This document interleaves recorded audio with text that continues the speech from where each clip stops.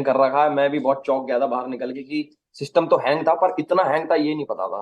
काफी अच्छा लगा देख के। एल्विश, मैं ये डेफिनेटली बात बोलूंगा, बिग बॉस के बहुत सारे सीजन्स आए हैं, बहुत सीजन सुपर डुपर हिट भी रहे हैं, लेकिन जो मैं एक यूथ के अंदर, एक जनता के अंदर एक वो देख रहा था ना कि मतलब भाई अपना जीतना चाहिए, भाई का सिस्टम। मैं मतलब बेसिकली ये जानना चाहता हूं कि यूट्यूब के थंबनेल से लेकर के न्यूयॉर्क के टाइम स्क्वायर तक का सफर पार करने वाला एल्विश यादव है क्या चीज, कौन है वो? मैं ये मानता हूँ कि जो लोग मेरा सपोर्ट कर रहे थे, जितने भी मेरे भाई इकट्ठे हुए थे, चाहे रैलीज निकाली उनने और अपनी गाड़ियों के पीछे पोस्टर लगाए, तो मेरा ये मानना है कि वो मुझे अपने ही बीच में से उठा हुआ एक नॉर्मल इंसान मानते हैं, कि ये तो हमारे भाई जैसा ही है, तो अपने घर का बंदा है। क्योंकि जैसे मैं ब्लॉगिंग करता था, पिछले 1.5-2 सालों से मैं लगातार रोज व्लॉग्स आ रहे थे मेरे, मतलब अपनी डेली लाइफ दिखा रहा था कि मैं क्या हूँ कैसा हूँ। एक तरीके से मैं बिग बॉस जी रहा था, बट विद फोन। और लोग भी देख रहे थे उस चीज को। तो इस वजह से उनको ऐसा लगता है कि अपने घर का बंदा है तो इसे जीतना चाहिए, और इसलिए उन्होंने मेरा सपोर्ट करा। और जो आप दूसरी बात बोल रहे हो कि थंबनेल से लेके टाइम स्क्वायर तक का सफर, जैसे मैं बाहर निकला मेरे को इनने दिखाया कि भाई देखो तुम्हारा तो ये टाइम स्क्वायर पे ऐसे ऐसे आ गया। तो मैंने पहला सवाल इनसे पूछा, मैंने कि तुमने पीछे से कोई जमीन वमीन तो नहीं बेच दी मेरी?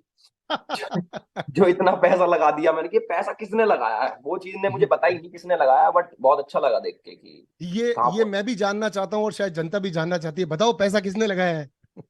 मैं भी यही जानना चाहता हूँ। पता लगेगा मैं बताऊंगा। कमेंडेबल एल्विश, मैं एक लिटरली बात बता रहा हूं कि तुम कह रहे थे कि मैं पॉलिटिशियन बनना चाहता हूं, प्लीज किसी आदमी की रोजी रोटी छिन जाएगी अगर तुमने ट्राई की तो। तो हम्म। थोड़ा सोच समझ के कदम लेना अगर तुम पॉलिटिशियन बनना चाहते हो तो।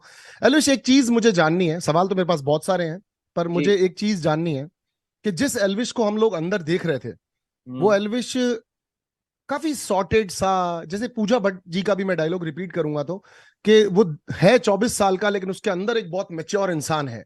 ये ठहराव, वो तुम्हारे साथ कहीं साउथ अफ्रीका के जंगलों में जाकर के शांति से रहना चाहती हैं, तुम्हारी सारे घर में मतलब उनकी किसी से पट नहीं रही थी, और पट उनकी रही थी जो लोग यहाँ तो उनके साथ उनके अकॉर्डिंगली उनके सिस्टम के हिसाब से चल लें।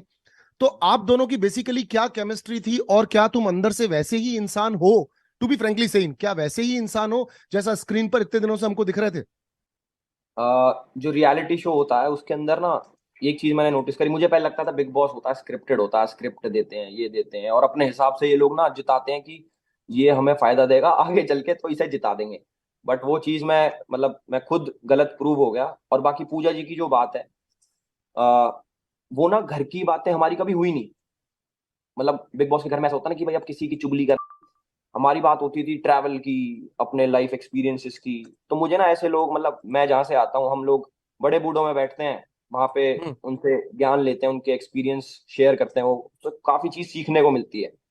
तो एक चीज ये जो आपकी है कि क्या मैं बाहर भी ऐसा ही हूँ अंदर भी ऐसा ही हूँ, तो वो चीज मेरी वहां से आती है जो मैच कर पाई ना, कि इस बंदे की वाइब मेरे से मैच होती है। बेशक मैं 24 साल का हूँ, बट मेरी जो बातें थी वो थोड़ी मैच कर गई उनकी वाइब से, तो इसलिए हमारी खूब पटी। और शायद अगर घर की बात होती कि मैं किसी की चुगली करता कि ये वो देखो कैसा है, ये कैसा है, इतना बुरा है भला है, तो शायद पट नहीं पाती। और मैं ऐसा हूं भी नहीं है चुगली उगली करने वाला बंदा ना, वो मैं कम बोलता